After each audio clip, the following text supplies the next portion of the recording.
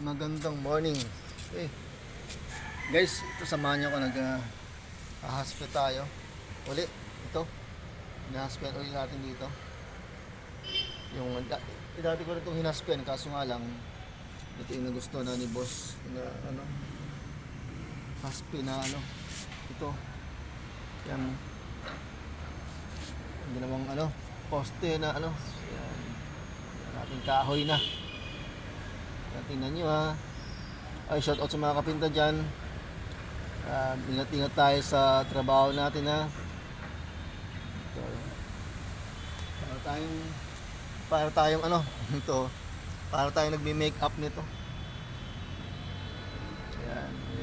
Ganun lang ka pa simple maghaspi para ka lang syunga-syunga binabrush lang na.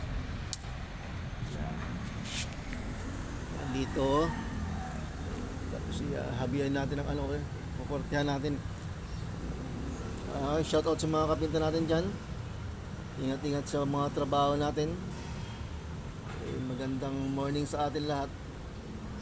Yan, ginagagawin natin. Poste, bato. Bato. Talagang parang papalabasin natin siyang kahoy. Ayun Yan, ganun lang kasimple guys maghaspe. Kung hindi naman tayo mga professional na barnisador, hindi ako marunong, hindi po tayo, pintoy lang tayo, pero kailangan natin i-turn over o ibigay sa may-ari yung tamang proseso ng paggawa. Okay? Kailangan detalyado, kailangan maayos sa pagkakagawa, hindi barubal, okay? Yan lang naman kasi hindi naman tayo, kahit na hindi tayo perfecto, kailangan yung gawa pulido. Mga guys, di ba mga kurima, mga kapinta dyan, yan, ayusin natin gawa natin kasi paano tayong ipapasa sa mga kaibigan nila kung yung gawa natin barubal, di ba? Yan lang sa atin kailangan maayos na ang pagkagawa. Okay, kailangan guys, tandaan nyo ha, ang buhay ay weather lang. Yan.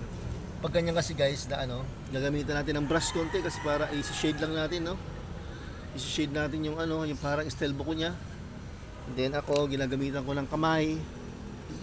Kailangan daliriin yan. Mas maganda may ginagamit yung daliri para pulido yung pagkaka-shade. Mas maganda kasi pag daliri ang ginagamit Wow, daliri talaga. Okay guys, shout out sa atin lahat. Shout out sa mga pintor dyan, mga batag nun, mga marubay nun. Ayan, taga marubay ako. Shout out sa atin lahat dyan. Pabuhos mo upay nga aga sa atong atanan.